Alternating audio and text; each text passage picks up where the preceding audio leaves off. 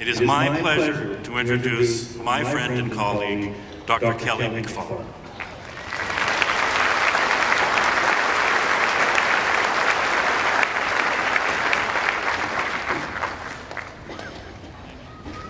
Congratulations. Almost 21 years ago, I got married. I got married on a beautiful, blue-skied, sunny morning in early September to the most amazing, wonderful woman in the world, and yes, she is here.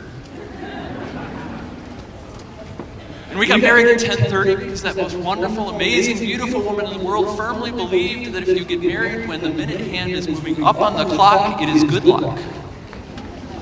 And she seems to have been right.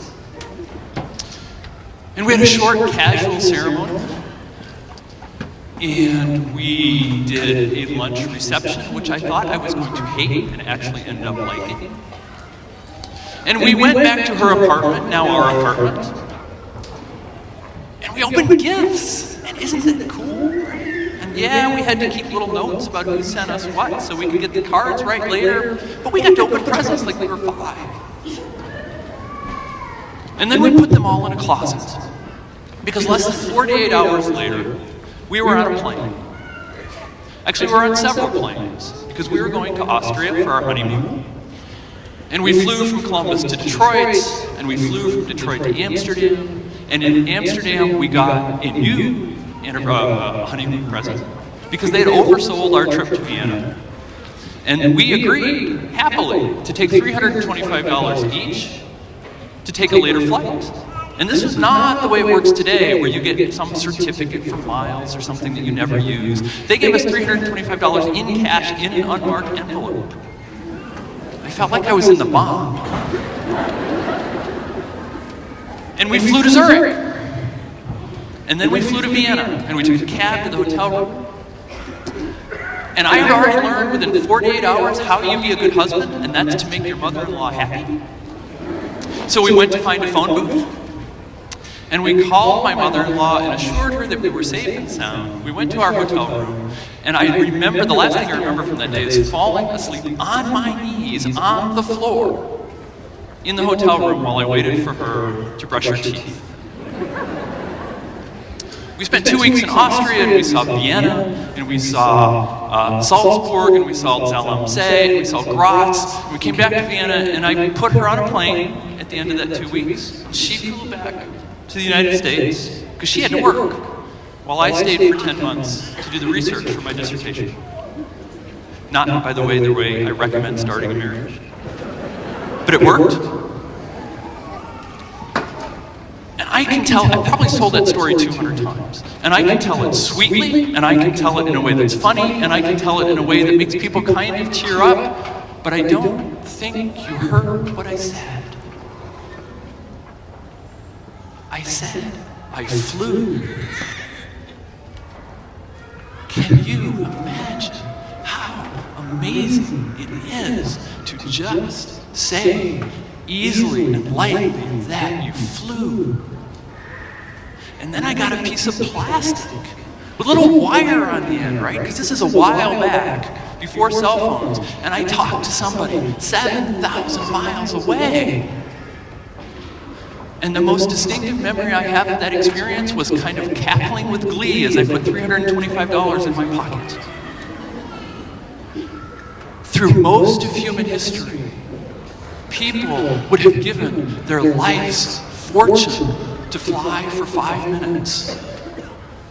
And they had to pay me to fly twice. We live in a world in which we have become like gods. Now, I have to be careful, right? Because right there, that's Father Fogg. You'll meet him again later. He's the campus chaplain. I want to be clear, I'm not saying we are gods. We good, Father? All right. I am saying that now, in the world you live in, we can do things that, for most of human history, only people thought only gods could do. And we don't think about it. What a world you people are entering into. It's an exciting one, right? Full of promise and hope and opportunity, and you can look forward to doing amazing things that your parents and grandparents can't understand, right? And I warn you, you're going to have to program their cell phone. And you're going to have to teach them how to play video games. But it's a great world. But it's a hard one too, right? It's a world that changes every day. And it's a world where you're never quite sure where that job you have now is going to be your job next year. And you're never quite sure that the skills you have now are the skills you're going to need 5 years or 10 years down the road. I know you think about this. I know you do.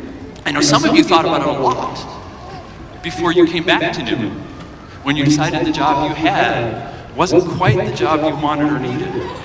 I have an enormous amount of respect for those of you who made to carve out a time and space in your life to get those new skills, to adapt in this new world.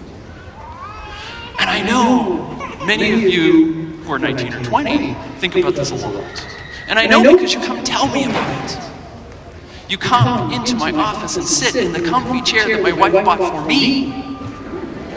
And you tell me that you don't know what major to have, and you don't know what job to have, and you're not quite sure how to plan your schedule for next semester because you don't know what you should do in your life. And it's hard, right? And I get why that's such an issue. I get it. The world we live in often defines success as career success and sets the bar for that success so high that it almost seems unachievable.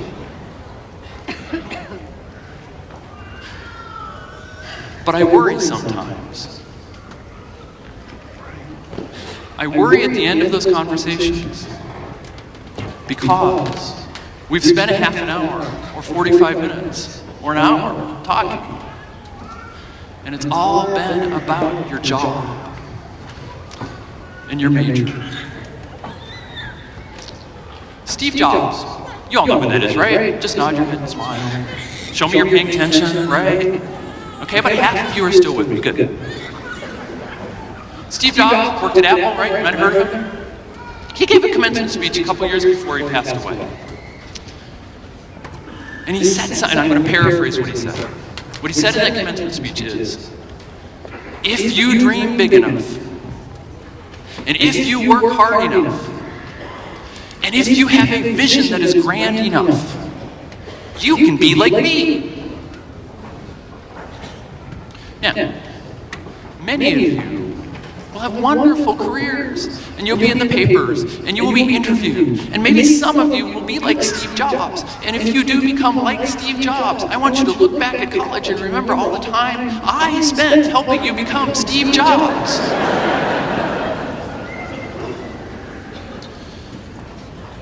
But what I find most interesting about that is the implicit judgment that statement brings with it. Because it suggests that if you're not like Steve Jobs, it's because you didn't dream big enough, and you didn't work hard enough, and because your vision wasn't grand enough. When in fact, it is part of the definition that most of us will be normal. Megan McCardle, who used to write for the Atlantic Monthly, wrote a response to that speech, which I thought was wonderful, where she pointed out that not everybody can be Steve Jobs.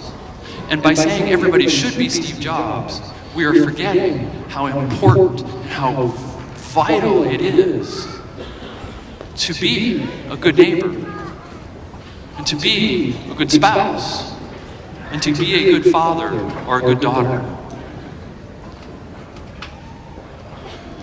It took me a very long time to figure that out. And if there's any one moment, or I guess two, in my life where that became kind of crystallized for me, was when I went to Africa. And my church for a long time had a partnership with St. Andrew's Presbyterian Church in Nairobi. And they would send people here every other year, and I would go there, well, we would send people there every year, and I went in 2000 and I went in 2006. And I can tell you lots of very cool stories about that. I can tell you about the farewell dinner with termites that I swear were this big, I'm not making this up, flying around our heads and landing on our shoulders and eating our food with us, right? That's true communion, to share your food with termites.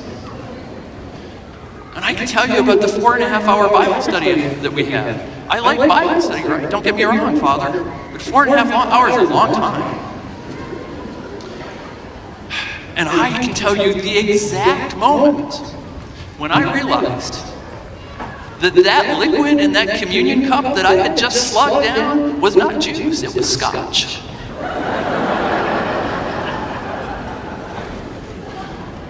But what I really want to tell you about is an orphanage. An orphanage on the outskirts of Nairobi. An orphanage that housed 12 or 13 kids who were orphaned because their parents had died of AIDS, and they were HIV positive. And the first time I went in 2000, I did not yet have kids. And in fact, kids were foreign little bodies, kind of people to stay away from. And you kind of walked around them. Everybody else in my group loved them, and everybody else kicked the soccer ball around with them, and tickled them, and listened to them sing, and danced with them, and they all had a great time. And I tried to hide in a corner so no kid would come close to me. It's hard to hide when you're my height. By the time I came again, 6 years later, I had a 4-year-old daughter, and my wife was pregnant with our second daughter. And by that time, I had cracked the kid code. Kids kind of liked me. And that time, I tickled them. And I played with them. And I kicked the soccer ball around with them. And I listened to them sing. I didn't dance with them, right? You don't want to see this body dance.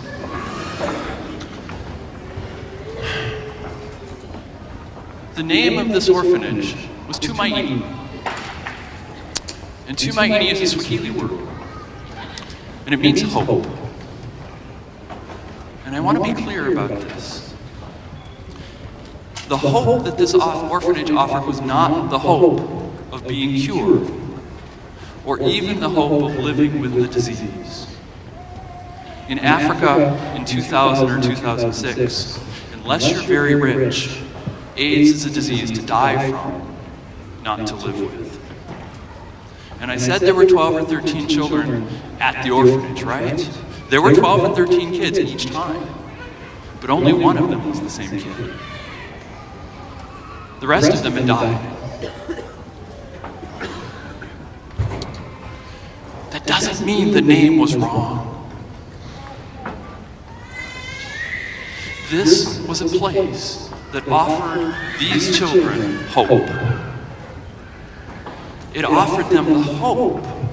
And here, remember from your Exploring the Bible class maybe, hope in Christian theology means certainty.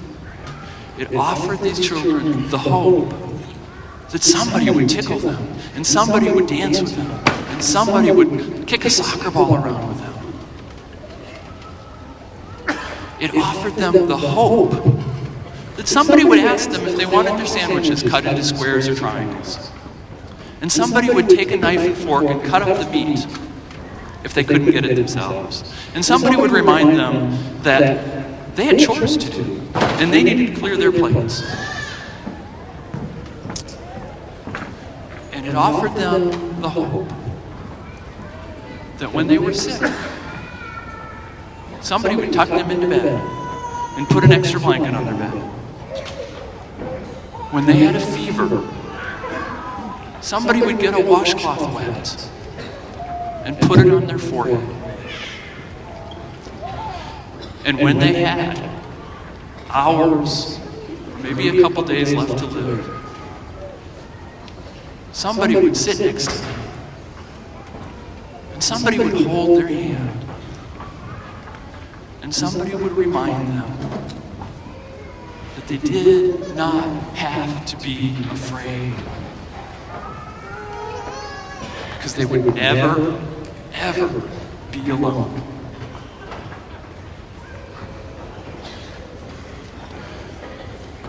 You asked me in my office, what you should be in this chaotic, exciting, confusing world? My answer is simple. Be somebody's hope.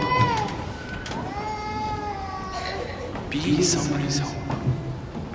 Congratulations. Thank you.